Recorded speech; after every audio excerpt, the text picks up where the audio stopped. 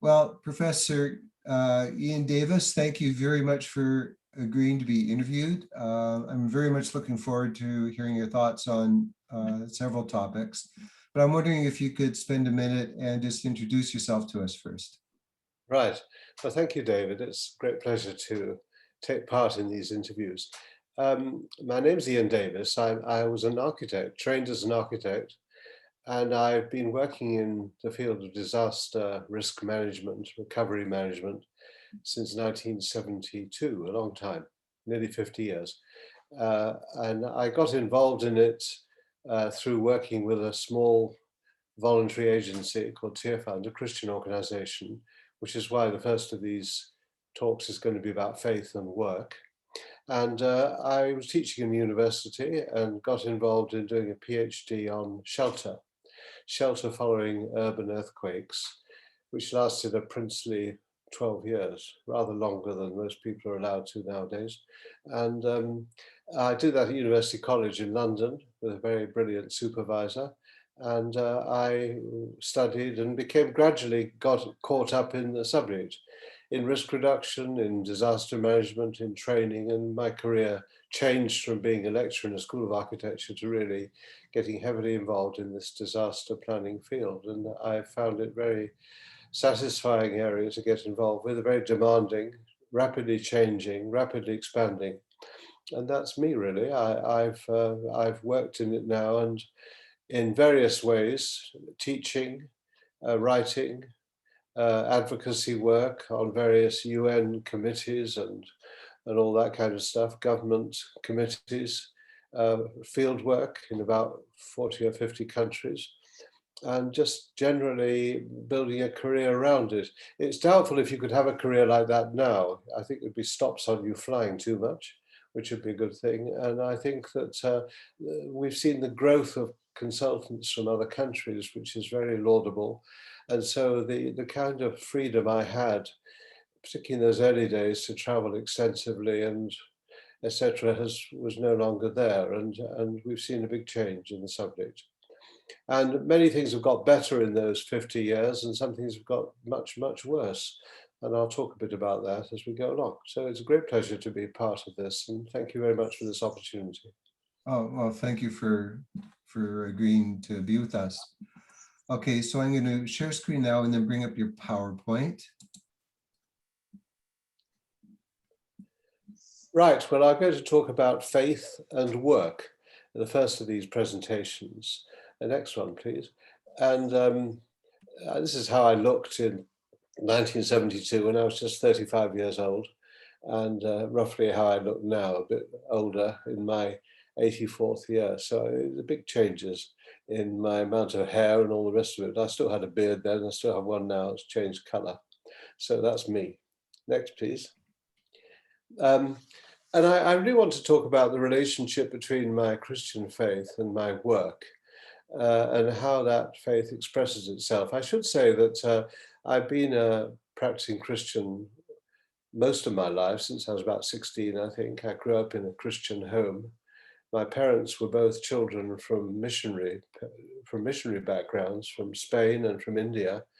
That gave us a very international perspective as kids, eating Spanish food and Indian food. And my mother grew up for 15 years in India, so I always feel like going back to India is like a second home. And it also gave me a kind of, I suppose, an ethical foundation to life, because we obviously were growing up in a home where lots of things were very important, and I value those things. And I particularly like a verse in the Old Testament, which is in the prophecy of Micah, chapter 6, verse 8, a very, very well-known verse, but it captures something important. He has shown you, O mortal, what is good, and what does the Lord require of you? Well, three things: to act justly, to love mercy, and to walk humbly with your God. And I'm just going to talk in this short capsule of talking about justice and mercy, because they're two big themes which have preoccupied me. Next, please. My first experience of disasters came in 1972, my professor at University College demanded that I would go to the next major disaster. I'd hardly traveled outside England before. I didn't speak any other languages. It was a fairly demanding quest. And he said, you will go to the next major disaster and you will keep your mouth shut and your eyes open and you will look and observe, shelter and sheltering, and come back and report. And that will be your first bit of field work. And I said, well, I'm not sure how I'll get to this next disaster. He says, well, if you haven't got the initiative, you may as well go right now. Well, I quickly got the initiative and managed to go there as a representative of a fledgling NGO called Tear Fund, which was just 4 people. And they sent me as their observer or something, and off I went. Tear Fund is now the 5th largest agency in Britain, employing a very large number of people with partners all over the world. So these things grow quickly. Nicaragua was a huge experience for me. Next, please. I found there'd been a very serious earthquake, 6.2 on the Richter scale, 6,000 had died, and there were very many homeless. And but it was hopelessly badly managed. And I was aware of that, although I didn't know much about what was going on at the time. And it still hasn't been fully restored. And that's true of many disasters, but particularly true in Nicaragua. It resulted in a change of government. Not the first time a government fell, and the dictator, Anastasio Somoza, was replaced by a popular uprising, and that led to a proxy war. So things happened after that disaster. Next, please. And as I look back on it, I mean, what went wrong? And I was trying to grapple with these in my early days of research. Thousands of vulnerable structures failed, often due to corruption. There wasn't steel in the reinforced concrete, etc. And most inappropriate aid was coming in, demand-driven, really not supply-driven, driven by the agencies. This picture on the screen shows some little polyurethane igloos in a place called Masaya, and they were provided by the German Red Cross, built by the Bayer Chemical Company. And I was interested in these little domes because I was supposed to be studying emergency shelter. And these domes were not being occupied. And I made a study of how many were occupied. And a lot were occupied by relief officials because there was nowhere else for them to stay. The hotels were down. And there were hardly any refugees living in them because they were impossible. They were too hot. They were the wrong shape. And I began to wonder how that could possibly have happened. And I still wonder how it happened, but fortunately, I doubted that would happen now. Next, please. And there was great exploitation, I think, by Christian workers coming in from different organizations, and they were mixing up the evangelism, preaching the Christian gospel, but intermingled with aid. It was a real danger of Rice Christians here, and they didn't realize there were all sorts of tensions and difficulties in that, and I met many of them because I was staying in a mission house. There was a lot of government corruption. Can you clarify what you mean by the term Rice Christian? Well, when you the expression Rice Christian is being where you offer rice to starving people and then preach the gospel to them. And if they accept and become Christians, they get more rice. That used to be a pattern a long time ago. And the Rice Christian word is describing somebody where there's been a kind of exploitation of them, where they've cloaked the Christian message in some form of aid. In the case of food, it might have been rice. So what was happening in Nicaragua is that all sorts of aid was being offered, but it's been mixed up with Christian ministry. And there are big dangers in that. And the Red Cross Code of Conduct very strongly stipulates that that must not happen. There must be no proselytizing mixed up with offering aid, because you get into all sorts of troubles with that. A lot of government corruption. They cordoned off the central area of the city, ostensibly to stop looting by people, but actually it enabled the National Guard and the government to do the looting. And so there was a terrific problem there. The government cordoned it off to try and stop reconstruction because they felt people would start rebuilding, which they would. But the government wanted to widen the streets and they wanted to have a utopian new city centre. And that was all, it was all out of the question really, but they didn't know what to do. And there was continuous interception of aid by the corrupt dictatorship, friends and family. So all sorts of things going wrong. I was aware of some of them at the time on my various visits there, but became much more aware of it later. So this was a big challenge to faith, many, many issues there. Next, please. Now, just to go back on Tearfund was very much a mercy-based organization, like lots of NGOs. They saw themselves as offering care, following a Christian injunction to love your neighbor as yourself. And they felt that we should be a bit like Christ's teaching about the Good Samaritan. The story of the Good Samaritan is a parable about a very dangerous road in Israel, Jerusalem to Jericho, very steep road down a mountainside where there were lots of villains and beatings up.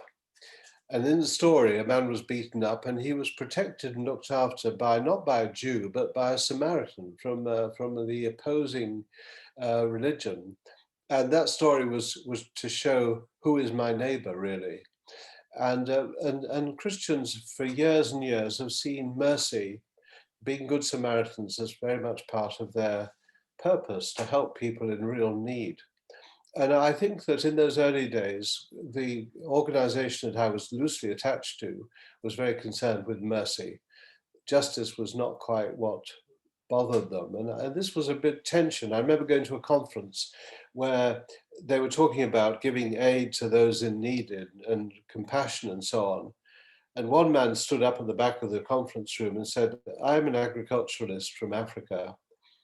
And I just want to say that we're fed up with all these handouts. We don't want these. And my friends and colleagues in Africa don't want this. What we want is a fair price for our products. Give us a fair price and we'll purchase all the aid we want ourselves. Let's go for justice in this situation.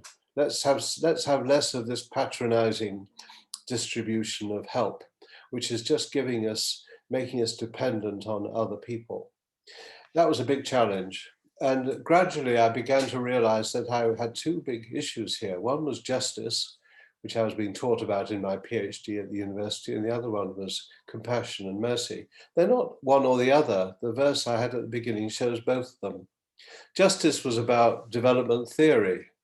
It's about avoidance of corruption. It's about looking at justice in policies. For example, in Britain, we have flood protection schemes on the River Thames, which is where I live near Oxford.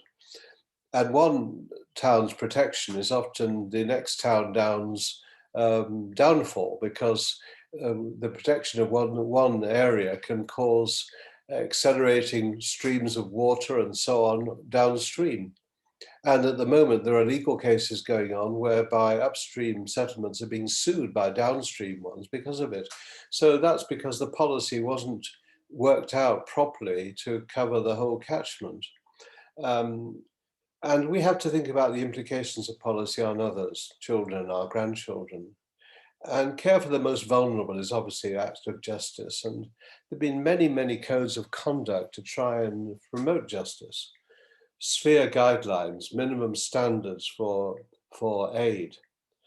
Fair trading. I was part of a movement to create fair trading with a British organization called Tradecraft, and we sell products in supermarkets, tea, clothing even, coffee, to give farmers a proper price for their products. And that's been a big movement in Britain. I live in a little village which is called a fair trading community. All the shops do fair trading, etc. And so this is just to show the two sides of this mandate. And I think that many would say we need both. We need justice, and we certainly need to give support carefully and responsibly to those who need it. Next, please. So how do these two relate? And this could take a whole series of talks, and I haven't got the time for that. But the faith dimensions strike me as being particularly about becoming accountable. I'm going to elaborate in a moment on that. And perhaps giving a huge emphasis on people before policies or things. The primacy of giving people support, and that might mean protecting the environment and protecting jobs and livelihoods as well. But I think faith dimension would indicate a tremendous concern to focus on people in need. And for anybody involved in development work or disaster planning to see their work as service, as a vocation, not just as a job. And I have met people, and I know one who lives quite near me here, who sees that working in refugee care is a very good way of making a great deal of money. But most people would not see it quite like in those terms. And I think that there are great values in seeing this as a vocational activity. Next, please. Accountable relationships. Well, we all know what this means. We're accountable upwards to those with power, our boss, the management team, the CEO, the board members. Anybody who's working in a job is accountable to somebody. The second one, a Christian, and I think people of other faiths too, I'm not wanting to be exclusive about this, we acknowledge that we're accountable to a higher power, to God, for our life and for our actions. But, and this is often the missing one, but we're also accountable sideways to colleagues and accountable downwards to those we work for, those often without power, to the beneficiaries of our assistance, to our students if we're teaching, and so on. So how do we balance all these complex accountable relationships? Next, please. I was cycling to work one day, and I put my bike down the back sheds at the back of the Polytechnic where I was teaching, and a large crate arrived, and it was being taken off a truck, and it was put on the ground, and I looked in the top of it, and I could see a kind of box attached with some form of elastic cables to each of its corners. And this had come from Japan, and it had some scientific equipment inside that box, and it bounced around on the flight. And it was a way of protecting a very precious piece of scientific equipment during transit. And I looked at this little object and I thought, well, that rather resembles me. I'm a bit like that. I'm accountable. I've got strings attached to me to the Board of Studies I was teaching in, and to the Royal Institute of British Architects, who gave accreditation to the course. I'm very much responsible to them. I was responsible to colleagues. I was responsible to the UN because I was doing a project for them. I was responsible to the people I was giving support to in disaster work and my students and all the rest of it. I was accountable in all directions, and I've bounced about in the middle, and some of the accountable cords were very strong, the ones to the top. Some of them were very weak, the ones to the bottom, which I could almost ignore, and many people did ignore. But being accountable in all directions is something very precious, I think, and anybody working in disaster planning is in that situation. They're accountable upwards, sideways, and downwards, particularly downwards to the beneficiaries of support, the people who are being protected, the people who are being supported after suffering some tornado or flood or drought or COVID, all sorts of things.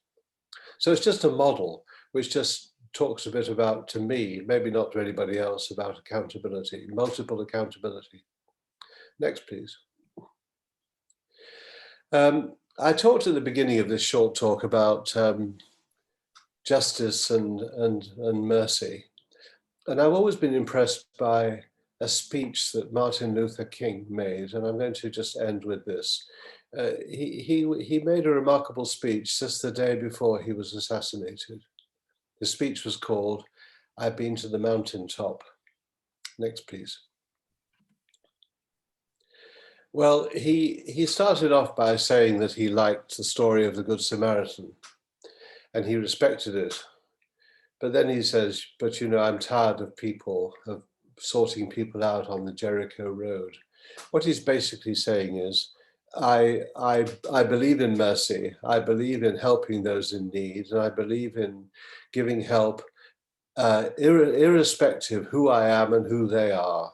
I'm going to be totally dispassionate about it, but I'm very sick of the subject. I'm sick of this road which causes the problems. Basically, he's sick of oppression. I'm tired of seeing people battered and bruised and bloody, jumped on along the Jericho roads of life. The standard patterns of vulnerability he's talking about. This road is dangerous. And we all know the world is very, very dangerous to disasters. And that's why we work in it. And I don't want to pick up anyone else along the Jericho road. He's trying to say, I want to do something about the system of oppression. And I convert that into thinking about dealing with some of the root causes of disasters, trying to tackle them, and think about the causal factors which cause people to fail. And I've been very conscious of that in my years working in this field. And he has this rather nice little metaphor. I want to add some streetlights to the Jericho road to make this road safe for passage by everybody. He's trying to destroy the system of oppression.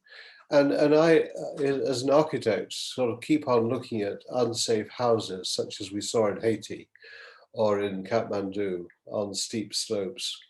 And those houses are built dangerously, maybe because no one else has got, maybe because there's nowhere else to live, or maybe because of corruption. There's no steel in the reinforced concrete, somebody stole it.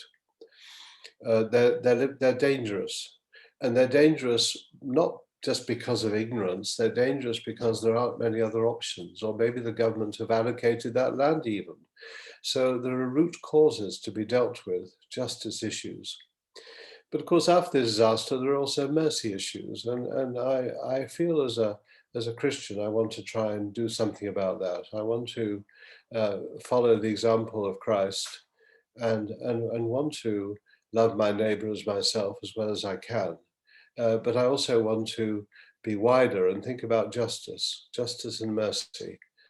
And in that way, try and express my faith in a positive way.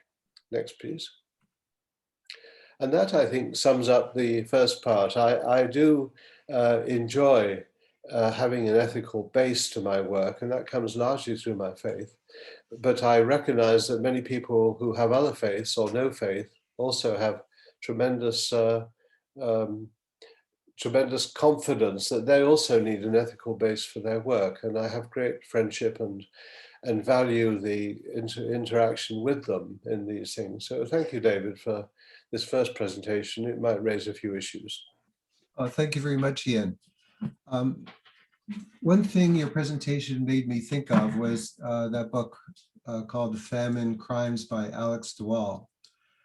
And, he talks about how the way humanitarian work over the past number of decades in Africa has actually contributed to the problem as opposed to, solving the problem, which isn't its intent, of course, but just speaks to this whole area of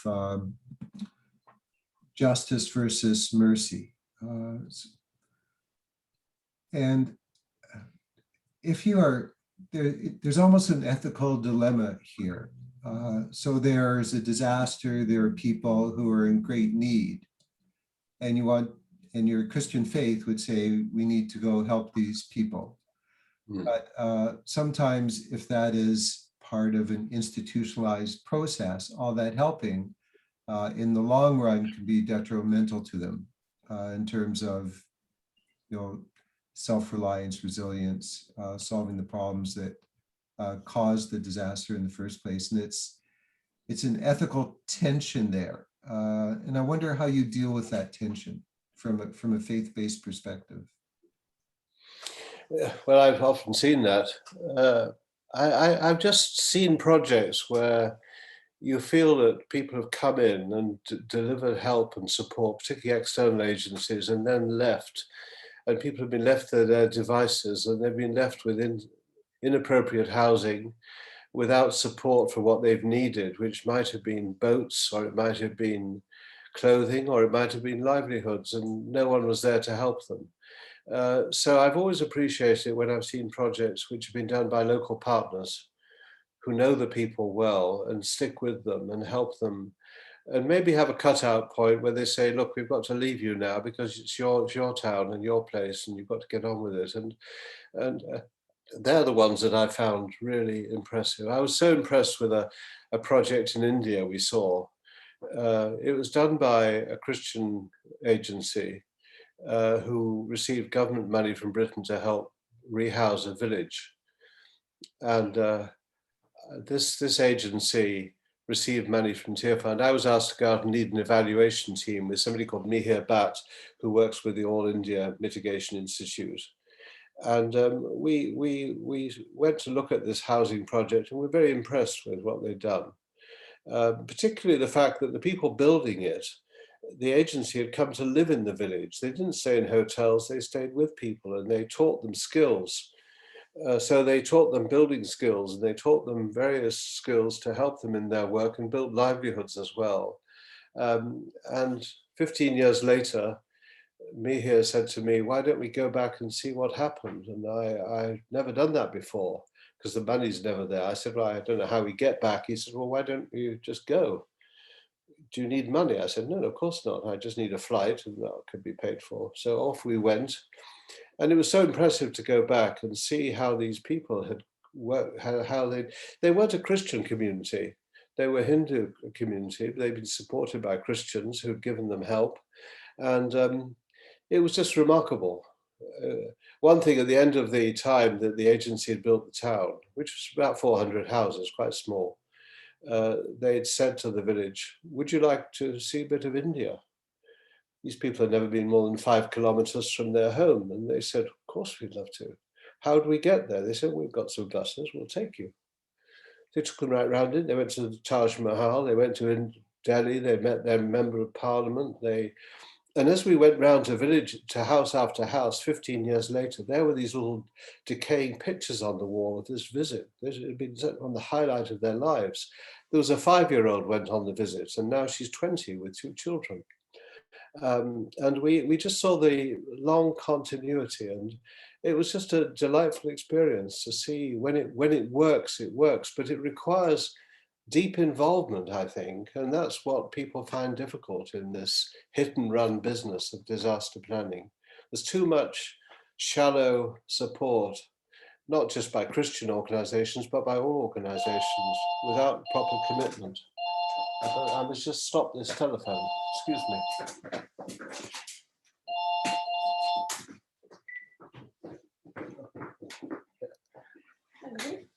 So that's a short answer, David, to what you're talking about. I don't know the answer to why things go wrong. I don't know. I think often things do go wrong. And I've seen projects I've been involved with go horribly wrong. So I admit to the problems. But I do think that it often requires more planning, working with local people who know the area really well, listening to people, trying to find out their needs, letting them assess their own needs. Don't tell them what their needs are.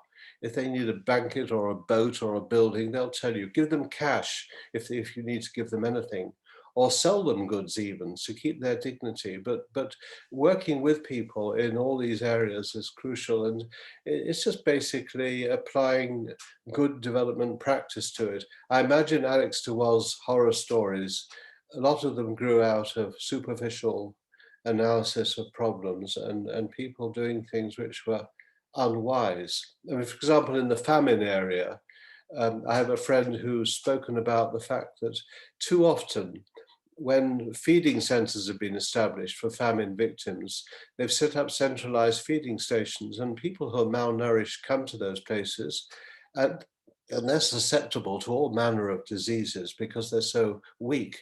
The aid should be taken to them, not brought to them. And so often you've got what my friend calls agency-induced deaths as a result of the rather inept policies that have been adopted. So there's lots of knowledge now, which there wasn't when I began in this field, of what to do. And there's really no real excuse for the lack of professionalism in administering aid.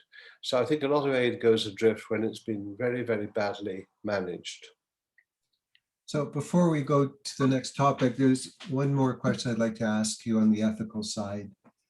Um, uh, This is about faith-based perspectives. And does your Christian faith give you sort of a very clear vision of what the right thing to do is? Or in your career, have you come across some ethical dilemmas where you were just torn about what the right thing to do was, in spite of Yes, some I have. perspective? Yes, I have. I've often found that. Uh, and the answer to me has been through consultation with friends, uh, those with faith, those without faith, just guidance from people, but also prayer and asking God's guidance and wisdom. Uh, but I think I think I've got the same problems everybody has. I know short circuit, uh, and when things do go horribly wrong, as they often have, it's a big question mark. Sometimes they've gone wrong because we've made mistakes and we've had to correct them and do things differently. Sometimes they've gone wrong because we've adopted the wrong approach to it and we've had to learn. Um, I think it's just exciting to see the way knowledge is now documented. Google has given everybody a reference point. I mean, when I began, it was microfiche and people not having access to libraries and stuff like that. Now at the click of a switch, you can get more or less anything. There's really no excuse for lack of knowledge for anybody who's got a laptop in their hands, and because then you're overwhelmed by conflicting opinion, and that's where I feel the need to be consulting and being a part of communities and not acting alone and trying to listen to people and trying to adopt a moral compass in these situations to sort of what is the right thing, what is the wrong thing. And it's fairly obvious sometimes what is the wrong thing. For example, in building houses, the right thing is always to consult with people about what kind of houses they need. The right thing is to, rather than just provide them with a house, perhaps to train them how to build the house so they might have a livelihood through it. The right thing is to make sure it's safe and not dangerous. Um, that sounds easy, but sometimes it's complicated. For example, we went to a housing project in India where they made it safe by taking away the very heavy roof where people used to sleep in the summer, but this roof was a death trap in an earthquake area because it collapsed and killed people. So they took away the heavy roof and put in corrugated sheeting, but that made the house like a furnace.